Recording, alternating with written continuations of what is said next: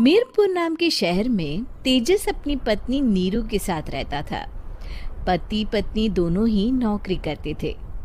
एक दिन तेजस गांव अपनी माँ के पास फोन करता है। हेलो, प्रणाम माँ। जीते रहो माँ, तुम दादी बनने वाली हो हैं?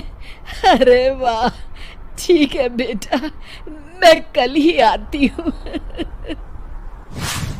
जब माँ जी शहर पहुंची तो बेटे बहू ने बहुत अच्छे से स्वागत किया। लीजिए माँ जी, चाय। अरे गर्मा गर्म पकोड़े ले आओ माँ के लिए। नीरू रसोई में गई और 2 मिनट में ही पकोड़े ले आई। जी ये लीजिए। बहू, जादू से बनाए हैं क्या? अभी तो रसोई में गई थी। यम्मी। माँ जी, शीला रसोई में पकोड़े तल रही है, मैं बस लेकर आई। हे भगवान, मेरा धर्म भ्रष्ट कर दिया तूने। अब तो गंगा जल से शुद्धिकरण करना होगा।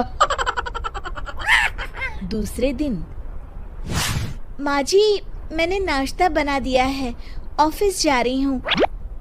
पर अभी तो घर का सारा काम पड़ा है। शीला आती ही होगी, झाड़ू पोछा बर्तन कपड़े वो सब कर लेगी। हमारे जमाने में घर का सारा काम हम ही करते थे। जी माँ जी, आप बहुत होशियार हैं, मैं घर ऑफिस दोनों नहीं संभाल पाती। तो जरूरत क्या है घर से बाहर जाकर चाकरी करने की? वैसे भी घर का काम खुद करने से घर में बरकत आती है, समझी? पर माँ जी। पर वर कुछ नहीं, इस महीने की पगार मिले फिर ऑफिस बंद। हाँ। रात को नीरू तेजस से कहती है, सुनिए जी, माँ जी बोल रही थी कि मैं नौकरी छोड़ दूं। वैसे ठीक ही तो है, अभी तुम्हें आराम की जरूरत है। फिर भी आराम कहाँ, शीला को छुड़ाने के लिए बोल रही थी। तो अब 24 घंटे में इतना काम तो कर ही सकती हो। पर जॉब पसंद है मुझे, घर पर मन नहीं लगेगा। अगले दिन जब दोनों ऑफिस के लिए निकल रहे थे, मेरी तो कोई कीमत ही नहीं है इस घर में। माँ जी, आजकल महंगाई बहुत है, रहन सहन भी बदल गया है, दोनों नौकरी करते हैं तभी ठीक रहता है। अच्छा, तू कहना क्या चाहती है? मेरा बेटा तुझे बिठा के खिला नहीं सकता? तू ही इस घर का खर्च चला रही है, हैं? नहीं माँ जी, मेरा वो मतलब नहीं था। मतलब खूब समझती हूँ, ये बाल धूप में सफेद नहीं किए मैंने। हाँ। अब तो ये रोज का काम हो गया था। तेजस भी रोज की झिकझिक से परेशान हो गया था। एक दिन उसने कहा, नीरू, वैसे भी तुम्हें मैटरनिटी लीव मिलने वाली है, तो अभी से ही छुट्टी ले लो। पर क्या, मेरी सैलरी अच्छी खासी है। आखिर नीरू ने रिजाइन कर दिया। जब बच्चा हुआ तो घर में सब बहुत खुश हुए। कुछ दिनों बाद तेजस फाइल देख रहा था। क्या हुआ तेजस, कुछ परेशान लग रहे हो?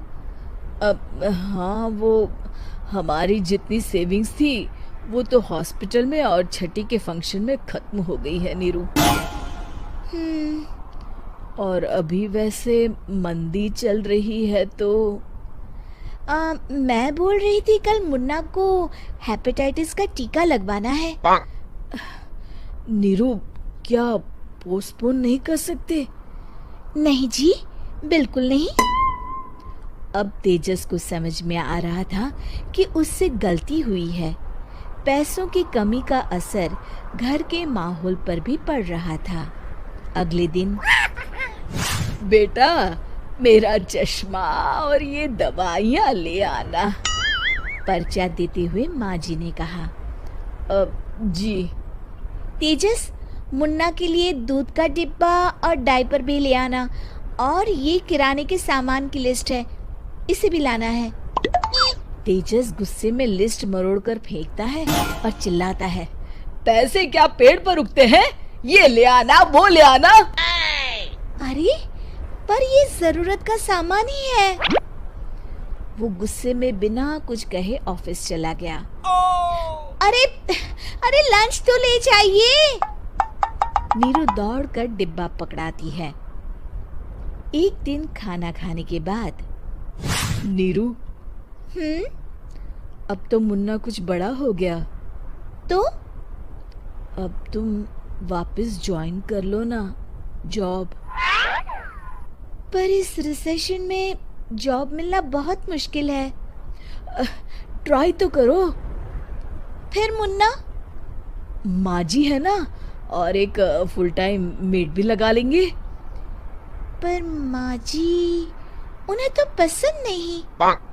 तभी माँ जी वहाँ आ जाती है और प्यार से नीरू के सर पर हाथ फेरते हुए बोलती है, अब मेरी समझ में आ गया बहू, पहले के और अब के समय में अंतर है। तुम काम शुरू करो, मुन्ना की जिम्मेदारी मेरी। मेरी प्यारी माँ जी। ये कहकर नीरू उनके गले लग गई। शिक्षा, परिवर्तन संसार का नियम है। हमें भी समय